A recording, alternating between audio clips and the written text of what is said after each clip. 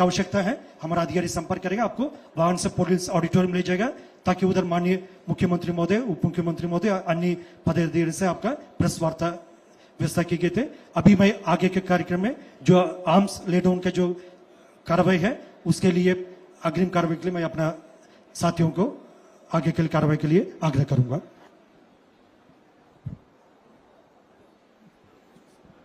मेरे अनुरोध है मंचस्थ सभी हमारा अधिकारी से सामने आकर जो आर्म्स ले डाउन वाला जो प्रक्रिया है उसका प्रारंभ करने के लिए सादर अनुरोध। कार्यक्रम की रूपरेखा के साथ पुलिस महानिरीक्षक बस्तर रेंज आदरणीय श्री सुंदरराज पी सर, और अब आप देख पा रहे हैं दंडकारण्य क्षेत्र के माओवादी कैडरों का हिंसा त्याग कर मुख्य धारा में लौटने का जो ऐतिहासिक निर्णय उन्होंने लिया है। आज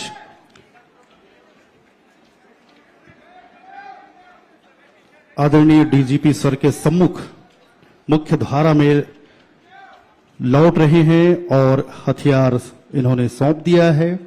भारतीय संविधान में आस्था जताते हुए इन्हें संविधान की एक प्रति आदरणीयों के द्वारा प्रदान की जा रही है।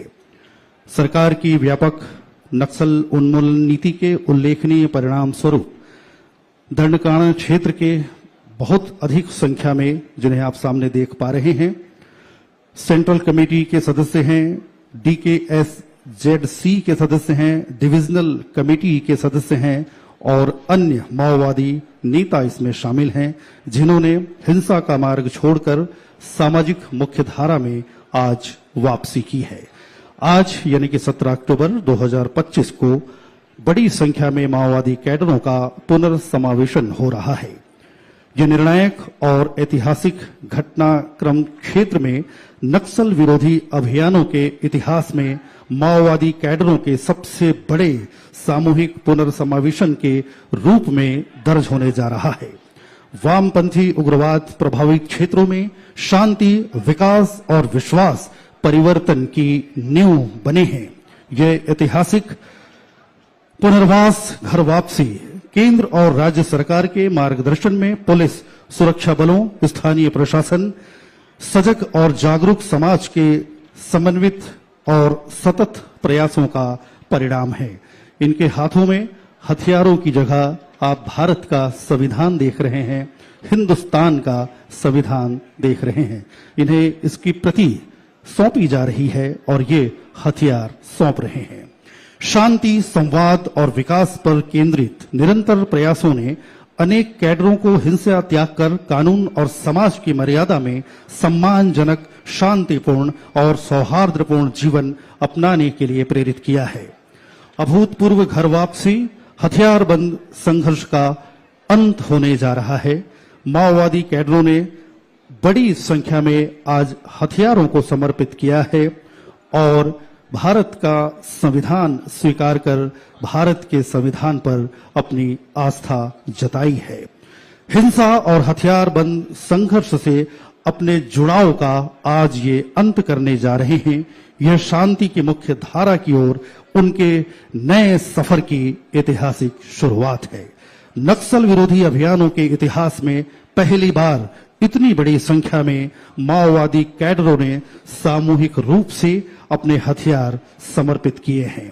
AK-47 rifles, SLR rifles, INSAS rifles, LMG gun हथियार माओवादी कैडर के द्वारा आज समर्पित किए जा रहे हैं, जबकि उन्हें संविधान की प्रति प्रदान की जा रही है और वे भारतीय संविधान में अपनी आस्था को निरूपित कर रहे हैं। शीर्ष माओवादी cadre CCM Rupesh, Satish, DKSZC Bhaskar, Rajman Mandavi, DKSZC Ranita, DKSZC Raju Salam, DKSZC Dhannu वेत्ती, संतु, RCM रतन एलम समेत बड़ी संख्या में माओवादी कैडर मुख्य धारा में लौट आए हैं। यह निर्णायक घटनाक्रम क्षेत्र में स्थायी शांति और समावेशी विकास की दिशा में एक महत्वपूर्ण मील का पत्थर साबित होगा। पूना मार्गेम पुनर्वास से पुनर्जीवन। जी हां, यही सूत्र शब्द, यही सूत्र वाक्य।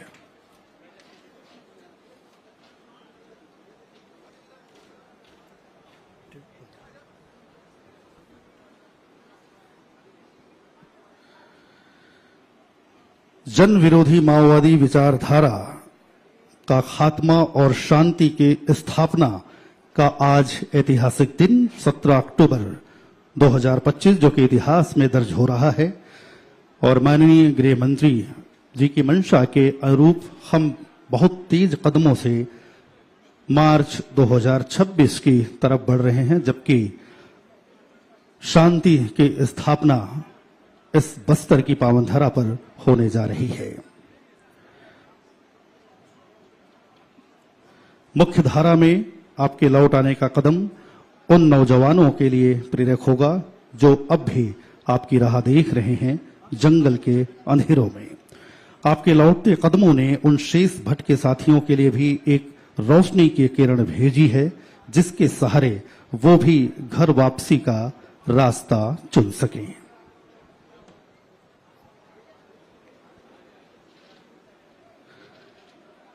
सरकार की व्यापक नक्सल उन्मूलन नीति के उल्लेखनीय परिणाम के चलते दंडकारण्य क्षेत्र के बड़ी संख्या के माओवादी कैडर, जिनमें सेंट्रल कमेटी के सदस्य, DKSZC के सदस्य, डिविजनल कमेटी के सदस्य और अन्य वरिष्ठ माओवादी नेता शामिल हैं, इन्होंने हिंसा का मार्ग छोड़कर सामाजिक मुख्यधारा में वापसी की है।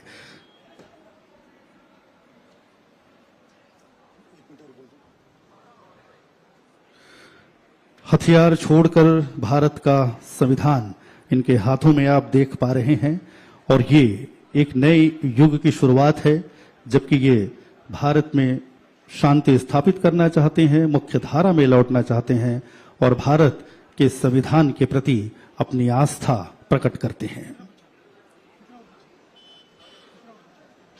आज के इस ऐतिहासिक क्षण के आप सभी साक्षी हैं। आप सभी का हम अभिनंदन करते हैं।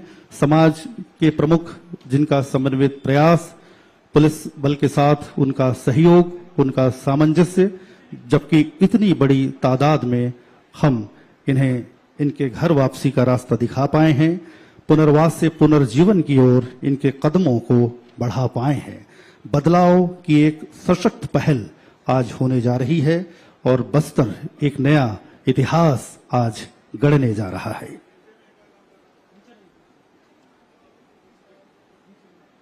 आज का यह निर्णायक और ऐतिहासिक घटनाक्रम क्षेत्र में नक्सल विरोधी अभियानों के इतिहास में माओवादी कैडर के सबसे बड़े सामूहिक पुनर्समावेशन के रूप में दर्ज होने जा रहा है। वामपंथी उग्रवाद प्रभावित क्षेत्रों में शांति, विकास और विश्वास परिवर्तन की जो आशा की किरण हम देख पा रहे हैं, वो और ज्यादा चमकीली दिख रही है और इसके गवाह आप, हम और ये सब बनने जा रहे हैं। आज का यह ऐतिहासिक घर वापसी केंद्र और राज्य सरकार के मार्गदर्शन, पुलिस और सुरक्षा बलों के साथ स्थानीय प्रशासन की सजगता, उनकी सक्रियता, उनकी जागरूकता और हमारे समाज के लोगों के प्रयास से आज का यह परिणाम हमारे सामने आया है। हम आज के इस मौके पर उन तमाम समाज के प्रमुखों का, मांझियों का, चालकियों का, मेंबर्स का भी हार्दिक अभिनंदन करते हैं, हार्दिक स्वागत करते हैं।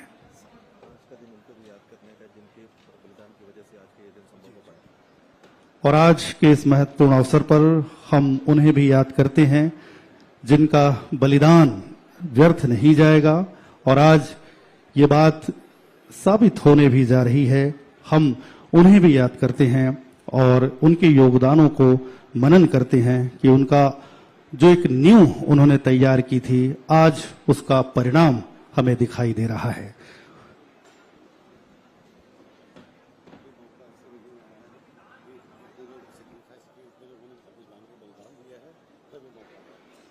और इस मौके में हम, इस अवसर पर हम उन्हें भी याद करते हैं जिनका त्याग, जिनका बलिदान और जिन्होंने अपना जीवन भी न्यौछावर किया अपने देश के नाम पर, हिंदुस्तान के नाम पर, बस्तर की इस पावन धरा के नाम पर।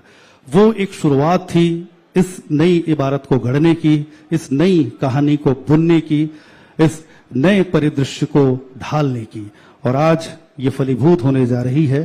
तो हम उनके त्याग और बलिदान को भी याद करते हैं, जिन्होंने अपना बहुत कुछ खोया है, और जिनकी मेहनत, जिनकी परिश्रम, जिनका बलिदान, जिनका योगदान इस महत्वपूर्ण घटनाक्रम में रहा है।